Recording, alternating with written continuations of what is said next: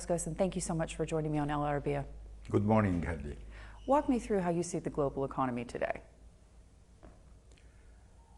Look, I think we are in a situation of high uncertainty. It's obvious. I don't think the end game is obvious. I think everybody is assessing the different opportunities. And as a former CEO, I would say I would have not taken any decision so far, waiting for where the ball is going to end up, falling, because any very premature decision can cost you much more than staying still until you see what's going on. Because a lot of companies have a supply chain which is a global supply chain. As head of Nissan and Renault, we used to have plants in Mexico, in the United States, obviously in Europe, in Brazil, in Korea, in Japan. So if you change anything now, not knowing what's going to happen, it would be very dangerous. Do you see that there may be some buyer's remorse on President Trump as a result of what's happening? I don't know. I think it's still too early to say. I think people want to see a little bit what's going to be the outcome of all of this. Obviously, when something surprising happens, even though it's not a surprise because he announced it during his program, some people are going to say, look, it's a good thing. Other people are going to say, no, it's a bad thing. And you're just in the middle and trying to assess how the situation is going to hit you as a company or as an industry or as a country. I think it's too early to say. Tell me about the dollar. How worried are you about the destruction of the dollar? Are we going to see it replaced as the world's reserve currency?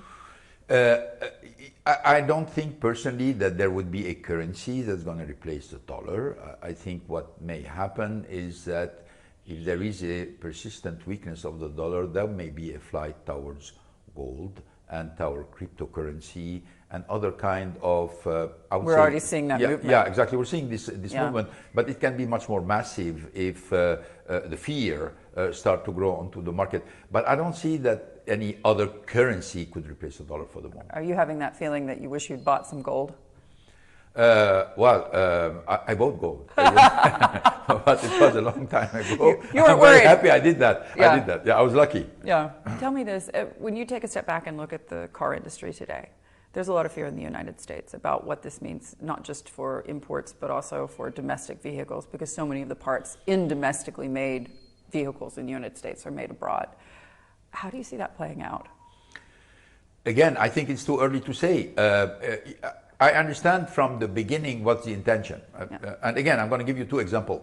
In China, which is the largest market in the world, more than 90% of the cars sold in China are made in China. In the United States, which is the second largest market in the world, less than 50% of the cars sold in the United States are made in the United States. So obviously, there is temptation to say, why? That means you guys should can afford to build more cars in the United States because this is your main market. And the president has already sent the signal by saying, I want you to build more cars in the United States. So no matter where the tariffs will end, I think this is a signal for a lot of car manufacturers to build more cars in the United States. And it's happening. Some announcement made by car manufacturers saying they're going to load more the plants that they have in the United States on detriment of the plant at origin. Nissan, for example, announced that Smyrna in Tennessee will be more loaded on detriment of production coming from Kyushu in Japan.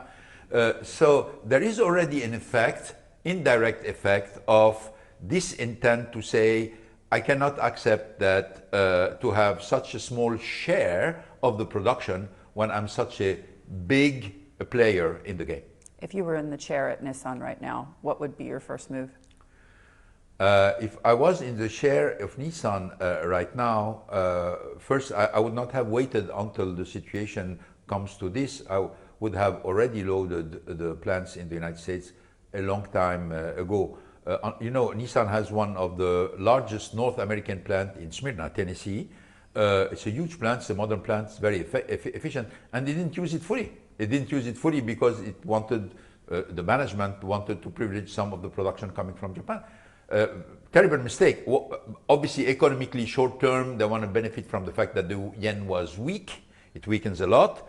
But this has a backlash, political backlash. I mean, it's difficult for people in Tennessee to see such a plant not being loaded for cars sold in the United States while you continue to ship a lot of cars from Japan. Is this an opportunity for economic diplomacy in your mind? Because oftentimes it seems as if the president listens more to the business and financial community than perhaps he does to those in government. No, and obviously we're going to see a lot of diplomacy around this, and I am sure that a lot of wins are going to be scored, particularly in situations where there is a total unfairness and unbalance into this. But again, we're going to wait until the end game unfolds. But there are a lot of situations, for example, where you wonder why there is this completely uneven situation, because you're not talking about developing countries here. You're not talking about countries which are in need. You're talking about large economy already benefiting from a very strong stronghold. I think he will have, the president will have some wins without any doubts. Talk to me about EVs, Tesla in particular. What happens to that company? Look, if you take the history of EV, in 2008, 2009, there were probably two guys believing in EVs. Tesla, that means Elon Musk was one of them. I was the other guy because we launched the first mass-marketed car, which was the Leaf of Nissan. But Tesla was a startup, and they struggled a lot to begin, while we were able to be supported by the huge business of Nissan and Renault on the side. There is no doubt in my mind that the future going towards electric cars, and the people who understood this quickly were the Chinese. That means on top of Elon Musk and some people in the industry like myself and very few other people, the government of China understood that if they want to build a car industry, they're going to have to build it on a technology where they don't have a handicap toward the European or toward the Americans or toward the Japanese. And it was electric car, because electric car were received into this country with some kind of, maybe it's work, maybe it's not work, maybe we're going to hybrid, maybe hydrogen. Well, they said, okay, this is our opportunity, let's go for it. BYD, which is today one of the most challenging worldwide auto company, they didn't do cars. The first car they did was in 2006 or 2007. They were battery makers. So they just started to do cars, electric cars and other cars, but mainly electric cars in 2006. Today, BYD is worth 4 times more than Renault, which has been on the market for more than 80 years. It's unbelievable. It was 6 or 7 times more than Nissan, which has been here for 80 years. It means that this industry, if you do not understand what's coming and you do not execute and adapt to what's coming, you're going to lose in the game very quickly. And the people who are betting on the right technology or on the right segments will be big winner. BYD will be one of them. The backlash on Tesla, and do you see that brand evolving? Does it need a rebrand? Should it be bought out? I mean, what's the future there? No. I think, frankly, Tesla is going through maybe a rough patch now. But first, Elon has announced that he's going to go back to his business, so we're going to pay more attention to Tesla, number one. Second, it's a very innovative company, and it's not going to stop there. So I think they're going to be bringing back new innovation with new technology into the car. So I trust they will do the job in order to get out of this patch. But they're going to have, particularly when it comes to electric cars and autonomous cars, they're going to have a tough competition, particularly coming from the Chinese. Yeah. Would you buy a BYD? Oh, without any doubt. Yeah, I'm here. I'm testing a lot of cars because all the distributors tell me, when there's a new release, can you give us an opinion? They are fine. They are competitive. I think the head of Nissan or the head of Renault should be very scared when they see these kind of cars coming, and particularly at the price where they are present. And BYD today is practically at the same level of sales than Tesla, without selling, I understand, any single cars in the United States. Yeah. Which is unbelievable. Yeah. Tell me about Europe. Are we going to see a war in Europe, in your mind? Well, Europe, in Europe, when we talk about Europe, in Europe you have different realities. You have, in my opinion, the Europe of the future, the one which challenging the outdated ideas and the old-fashioned stuff. And then you have the old Europe who tries to always to do a little bit more of what they've done and which put them into the situation where they are. Unfortunately, as you know, I'm a French citizen and I'm very sad to see the situation of France today, which is still struggling with the problem, which is a classical problem of a high debt and deficits that they don't know how to manage. That means we have a lot of words, you have a lot of verbiage, you want to protect this, you want to protect that, etc. But at the end of the day, the whole boat is sinking. In a certain way, what's happening now is probably is going to force a lot of countries to get out of the comfort zone and to take finally the necessary decision they need to take in order to shape up. To shape up their economy. Because ignoring the problem and pushing the problem for the next generation or pushing the problem for the next government or next administration is not going to work. The policy of en même temps, I'm going to do this and that, and I'm going to do this and that, and so it doesn't work anymore. You're going to have to choose one specific camp, have the courage to assume it, and change the situation once for all, and tackle the problem which is a threat for you. President Trump has made no secret of the fact that he's pretty much done with Europe, and not just with NATO spending towards the war in Ukraine, but also with the tariffs that he's been suggesting. In your mind, does that leave Europe very vulnerable? I think it's an opportunity for Europe. That when the President of the United States said, look, Europe is not relevant anymore, it's an opportunity for Europe to say, well, is it justified? In this case, you just, bend the knee and it's over? Or do you reshape yourself? Or do you revamp yourself? And there are forces in Europe fighting for revamping Europe, but to revamp Europe, you need to get rid of the old stuff that is leading you nowhere. There are going to be a lot of struggle inside Europe for that. It's going to be interesting to see who do you see leading that. Is it going to be France? Is it going to be Italy? Well, Italy is probably one of the new challengers who wants a new Europe. You have Eastern European countries also are new blood in Europe. They want something completely new.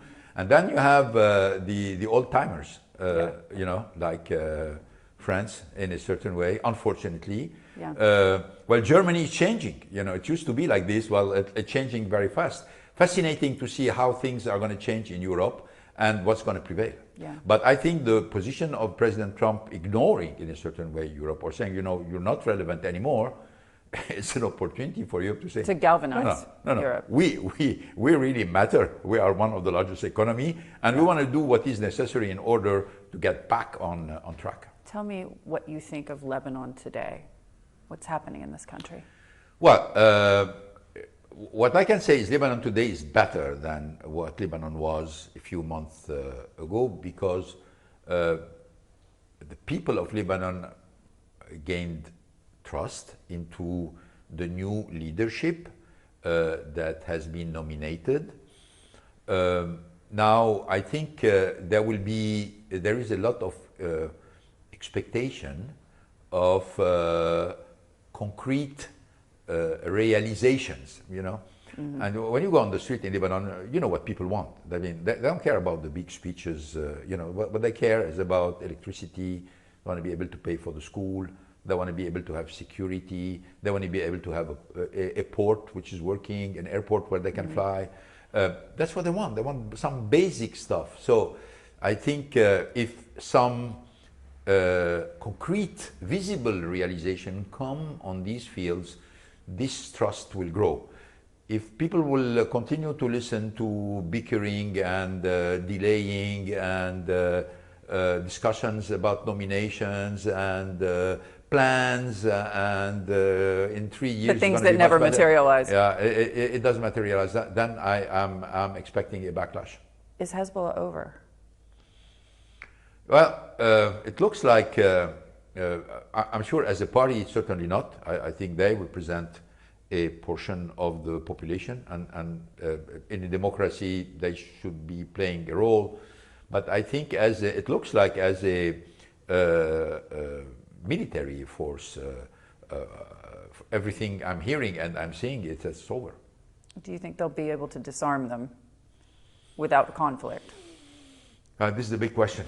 This is a big question. Will this generate a conflict, or can it be done peacefully? Well, everything I'm seeing from the people who are really leading the country today is trying to do it as peacefully as possible without another disruption that the country doesn't need. Tell me what you think of the banking secrecy laws. Do you anticipate we're going to see names? Is there going to be naming and shaming of who sent money out of the country? Well, if there is enough pressure from the public opinion, particularly on the politician, yes. If there is not enough pressure, or if you're lost in the discussion, I think obviously all the people who benefited from it are going to try everything to avoid it. So future will tell what's going to prevail. Do you think that there's enough time for this technocrat government to really get much done? You know, if I was in a position like this, I would start with quick wins. Yeah. Very important quick wins. You know very well, when you have to turn around the situation, people have no patience for what's going to come in 2 years or 3 years or 4 years. You need to feed them first with quick wins. Things that they are expecting, concrete, that they see a modification, something for the better. The quick wins allow you to sustain and feed the patience of people for some bigger wins to come. What you cannot do is feed people with words and promises until the big wins come. People never wait for the... What are some quick wins today, do you think? Well, obviously, electricity is a big win. Traffic is a big win. Environment is a big win. Yeah. You know, establishing some rules. For example, you know that there is a lot of corruption in the administration. You have to, even today, even though there is a lot of speech, lack of corruption, if you go do certain formalities today, corruption is still going on. So people can see a discrepancy between what people, the intention from one side and the reality. So when this reality starts to change, people will start to get hope. So these are the quick wins I'm talking about. Obviously, you're not going to establish a new infrastructure in 6 months. It's going to take some time.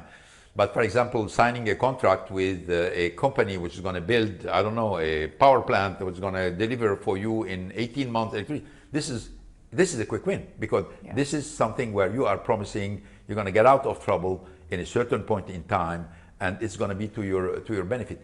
Quick wins are extremely important. If you were sitting in the central bank governor's chair and you were trying to decide how you were going to structure things going forward, who of the small depositors would get their money back? How would you do that? You know, I think what they're doing now, which is privileging the small depositors and moving up, is very fair.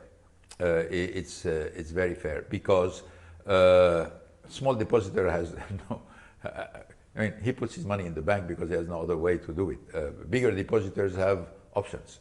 You know, they can put them in the bank in Lebanon, put them somewhere else. So in a certain way, you couldn't say that all the depositors in Lebanon benefited from the very generous high level of rates that the central bank have fed the public for a while.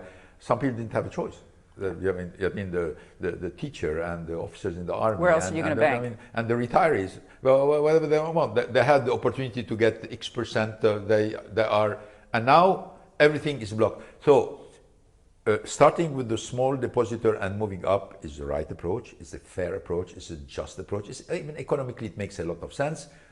And moving up. So we'll see what's going to be the end game. But the first measures taken, saying we're going to privilege smaller depositor, makes a lot of sense. What happens next in your mind when you think about the future here, beyond getting some money back into the system? Are we going to see consolidation of the banking sector? Are we going to see new players coming into the market?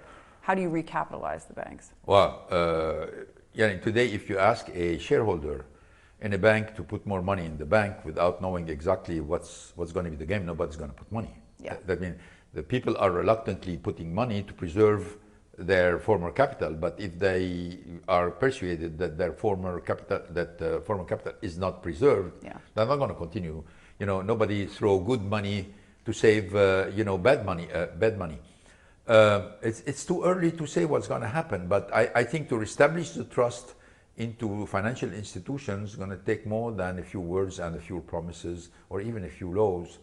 because the system is frozen now. Yeah. Most of the banks are zombies. They're just working, but they are alive, but they are not alive. So we're waiting for the decisions to be taken to see exactly how this will play. Tell me about the future of Carlos. I know you're teaching. Yeah. No, I do a lot of things in Lebanon. I mean, obviously, You're testing cars. Yeah, I test cars. Yes, yeah. I mean, this is a hobby more than anything else. I test cars, motorcycle, bicycle. You know, the new electric bicycle. I love mobility. I follow mobility. I continue to do that. I dedicate some time at university. We have a seminar on crisis management and strategic. I'm told that that's booked out for years. Yeah, it is. It is booked out. It's very successful because obviously young people like they don't like academia so much. They like experience. They like people who have been through this, done things, so they can hear from somebody who are doers and not somebody who just juggling with some ideas. And I'm very happy to do that. On top of this, it maintains you young. On top, I help some startups also here. Not only help them with advice, but from time to time I participate with them. You know, books, movies, I read a lot. I do a lot of things that I didn't have time to do. And you know, I spent also a lot of time fighting for my rights, and particularly for the rights of my wife, because as you know, I've been the object of, frankly, an incredibly unfair and unjust accusation, particularly from Japan, followed by the French after. And the most obvious for me is the wrath of the Japanese prosecutor against my wife, because she had the red notice on her for a so-called perjury. And the perjury is she did not remember something that she should remember. They decided that she should have remembered something that she said in front of the judge she didn't remember. And this event happened 6 months before they put the red notice. And when it happened, when I escaped to Lebanon, and I came to Lebanon, and I announced that I'm going to talk to the press, they struck her with the red notice. We have been fighting this for 5 years. Lawyers, Interpol, and this is where I discovered how ruthless this world is, and that justice has nothing to do with the reality that I'm dealing with, where the hostage justice system in Japan is being exported to other countries through Interpol. Yeah. So, you know, they have anything against you, you know, they just sent to Interpol red notice. Interpol, they told us they don't look at the merit of the accusation, and they're just implemented because obviously Japan is a big donor. Yeah. So my only hope is obviously in front of the Japanese inequity and in a certain way kind of difficult to understand how they're going after my wife. They're going after me. I can solve it with them, but after my wife is there is only the only possibility. She's a U.S. citizen and she's a hostage. And what are the Americans doing? Yeah. Well, we try. I mean, unfortunately, with the previous administration, we tried everything. I mean, they didn't seem to care. I know that President Trump and the new administration care a lot about hostages, and particularly American hostages. And my wife is a typical American hostage held in Lebanon. She has been held for 5 years, and our only hope is a signal from their administration to the Japanese. They're not pleased with this, and I'm sure this will solve everything. And she's a citizen of New York. Yes. A resident of New York, Resident technically. of New York, so yes. she should be hearing from those who are in government. Talking about senators, talking about those who have access to the White House. Well, frankly, she tried the senator of New York. They didn't care too much about the case. No response. No response, not at all. Even, you know, we asked for meetings to explain the case. The senator didn't pay a lot of attention. In fact, the only senator that are really paying attention are the Republican senators today, and we're trying to reach the White House to say, please, during the negotiations with Japanese, if you mention this, it will be a long way to stop this. I mean, somebody cannot stay all his life hostage for such a, it's not even a crime in many countries. You know, perjury when it's a case of your husband doesn't even exist in many countries. They don't take in consideration the testimony of your wife. Japan decided that this is a perjury, and they have told us many times the only way to solve this is she comes back to Japan, she will be put in prison, and she will be waiting a couple of years for her to be tried, and then we'll see. How would you describe your life in Lebanon? Peaceful. Good life? Yeah, peaceful. Peaceful. I mean, obviously, you cannot have a good life in Lebanon with so much misery and poverty developing around you. I mean, you're affected by that, and we're trying as much as possible with Caro to help. But it's peaceful. It's peaceful because, I mean, in a certain way, I lost part of my geographical freedom, but I gained my freedom in terms of time. You know, when you're CEO of many companies, you're not free of your time. You have a board meeting, and you have an executive committee meeting, and you have an investment meeting, and you have this, and it's dictated on you. And the time where you do whatever you want to do is very limited. Now it's the contrary. I do whatever I want, and this is a new freedom for me. Would you want to join the government in any future administration here in Lebanon? No, I'm a non-political person. I'm absolutely not attracted by that. Why? But a lot of people told me, you know, why? Yeah, but you know, you have a lot of experience. It can be helpful. I say, fine. I'm ready to help. I'm ready to advise. I'm ready to consult. If my experience can be helpful, I will do it, but not as a political player. Why? Well, you know, I think in order to play in politics and to be successful, you need to like politics. You know, and one of the reasons I don't like politics is, again, I'm an engineer, and for me, the best road between two different points is a straight line. And you know that in politics it's never the best road. It's always you have to turn around and go by and say things and play games. And this is absolutely not my forte. I don't like that. I like people who are very straightforward. I like people who go to the point. I like to make a complex situation simple for people to act. And you know, often in politics, is you make a simple situation more complicated, so nothing is get done, or you can get benefit of it. So these kind of strategies. You would find it frustrating. I find it frustrating. Yeah. Well, and again, I have nothing against politicians who like to do that, and we need politicians. Yeah. But that's not my game. So it hasn't stopped Elon Musk from working with the Trump administration, and he's getting a lot of pushback for that. Do you think it's surprising? Frankly, when I look at Elon is not a politician, frankly. The chainsaw. No. I mean, he's not a politician, obviously. Yeah. He's not. And I don't think, and he said, by the way, that in a few weeks, he's going to stop playing this role. He may be an advisor, no problem. He can give advice, etc.